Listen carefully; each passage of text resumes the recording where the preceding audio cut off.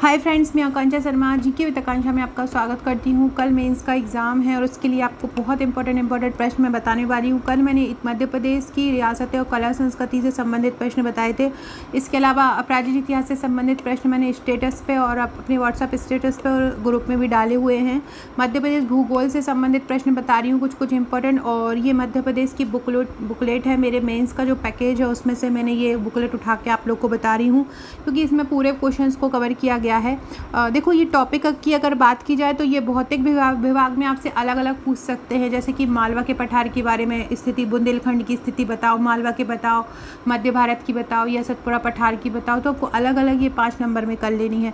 प्राकृतिक वनस्पति में मध्य प्रदेश के वनों का, मध्य प्रदेश के उद्यानों का, मध्य प्रदेश की जलवायु का, मध्य प्रदेश में किस प्रकार की मध्य प्रदेश की जलवायु मानसूनी है, इस पर लेख लिखो, इस प्रकार से पूछ सकते हैं। मध्य प्रदेश की मृदा की स्थितियाँ पूछ सकते हैं, प्रकार पूछ सकते हैं। मध्य प्रदेश की खनिज और ऊर्जा संसाधन में कोयला के बारे में, मध्य प्रदेश में कोयले की स्थिति, जैसे लास्ट टाइम सीमेंट के बारे में पूछा गया था तो सीमेंट का आ सकता है। और मध्य प्रदेश के जितने भी खनिज हैं, मध्य प्रदेश में हीरे के बारे में, मध्य प्रदेश में तांबे के बारे में, और ये आपको अच्छे से कर लेने हैं। और मध्य प्रदेश के अलग अलग सभी प्रकार के जितने भी उद्योग हैं उनके बारे में कर लेने। और आपदाग्रस्त संवेदनशील जनजातियाँ, देखो मध्य प्रदेश का भौतिक प्रदेशों का चित्र सहित वर्णन करना है तो इस प्रकार से आपको कर देना है।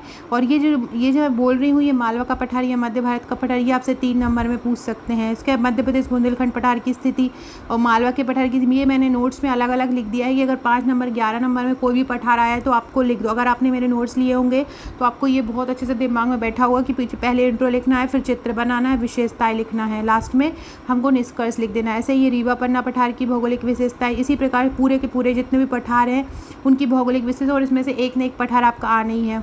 मालवा के पठार को कितने भागों में बांटा गया है? स्वतंत्रता प्राप्ति के बाद मध्य भारत की भौगोलिक स्थिति, मध्य प्रदेश वन विकास निगम, मध्य प्रदेश की वनों की समस्याएं और उपाय, मध्य प्रदेश वनों का जो है भौगोलिक विवरण, ये अच्छे से कर लेना है चित्र सहित। ये मध्य प्रदेश के वनों को प्रादेशिक वितरण आरक्षित जो होते हैं, अवर्गीकृत होते हैं। मध्य प्रदेश वनों से संबंधित समस्याएं आ जाएगी, नई वन नीति आ जाएगा, प्रादेशिक आधार पर वनों का वर्गीकरण। ये मध्य प्रदेश की बुकलेट अगर आप कर लेते हैं पूरी की पूरी जो मेरे पास है, अगर ये भी पूरी याद कर लेते तो आपका मध्य प्रदेश का एक भी प्रश्न आपसे नहीं छूटेगा। लास्ट टाइम 2019 के मेंस के एग्जाम में इसी बुकलेट से बहुत सारे प्रश्न, मैंने लगभग 92% यहीं से आए हुए थे। तो अगर ये टॉपिक आप कर लेते हैं तो बिल्कुल आपका मध्य प्रदेश वाला पोर्शन तो छूटेगा ही नहीं। अभी मैं भारत और विश्व का भूगोल वाला भी और आपको इंपॉर्टेंट बता दूंगी।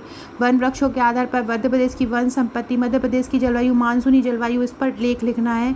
तो ये पूरा अच्छे से मध्य प्रदेश की जलवायु की विशेषताएं, जलवायु विभाग कौन कौन से हैं मध्य प्रदेश में, वर्षा का वितरण समझाइए मध्य प्रदेश में कितनी ऋतुएं हैं ये आपको समझाना है। मध्य प्रदेश में जलवायु को प्रभावित करने वाले कारण, वन संरक्षण योजना, वन अनुसंधान और मध्य प्रदेश के मिट्टी के प्रकार जितने भी हैं वो आपको अच्छे से कर लेना है। इस प्रकार से डायग्राम, बार आरेख वगैरह बना देना है, जिससे आंसर की खूबसूरती बढ़ जाती है।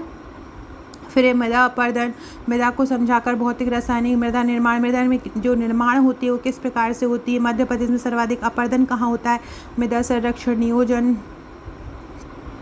इसके जो इम्पोर्टेंट है वो मैं आपके ऊपर करवा देती हूँ अभी फ़िलहाल। भारत में खनिज ऊर्जा संसाधनों का वर्णन, जितने भी खनिज हैं उनके बारे में, जैसे कि मैग्नीज है, मैग्नीज कितना अभी कभी का आंकड़ा वर्तमान का कितना है, उत्पादन में कौन सा स्थान है, भंडारण में कौन सा, ये बॉक्साइट का, तांबे का, टंगस्टन का, कोयले का, प्रमुख कोयले क्षेत्र के, प्रमुख कोयला क्षेत्र पूरे कर लीजिएगा। प्रमुख कोयला क्षेत्र पूछ सकते हैं। जल विद्युत केंद्र, ये ऊर्जा के क्षेत्र में जल विद्युत केंद्र, मध्य प्रदेश की ऊर्जा संसाधन, मध्य प्रदेश का खनिजों का क्षेत्रवार विवरण, जो पूर्वी मध्य प्रदेश में कौन कौन से हैं, फिर दक्षिणी मध्य प्रदेश में कौन कौन से हैं, ये क्वेश्चन भी आपका इंपॉर्टेंट है। ये मध्य प्रदेश में बॉक्साइट उत्पादन पर टिप्पणी लिखो, खनिज विकास निगम पर टिप्पणी लिखो, कोयला क्षेत्र पर टिप्पणी लिखो, जितने भी कोयला क्षेत्र है उनके आंकड़ों के साथ आपको टिप्पणी लिखना है। सौर ऊर्जा मध्य प्रदेश प्रांत, मध्य प्रदेश सरकार द्वारा ऊर्जा के क्षेत्र में क्या क्या, तो पवन ऊर्जा से कितनी बिजली, कितना मेगावाट उत्पन्न हो रहा है, बायोमास, लघु जल विद्युत ऊर्जा। तो इस प्रकार से आप ये कोई अच्छे से मध्य प्रदेश की खनिज नीति, मध्य प्रदेश सरकार ऊर्जा क्षेत्र में ऊर्जा प्रबंधन, ताप, खनिज निर्यात पर प्रकाश डालो। हाँ, ये वाला क्वेश्चन भी बहुत इंपॉर्टेंट है। हाल ही में रीवा में 750 मेगावाट की रीवा सौर परियोजना को स्थापित किया है, इसके लाभ बताना है आपको।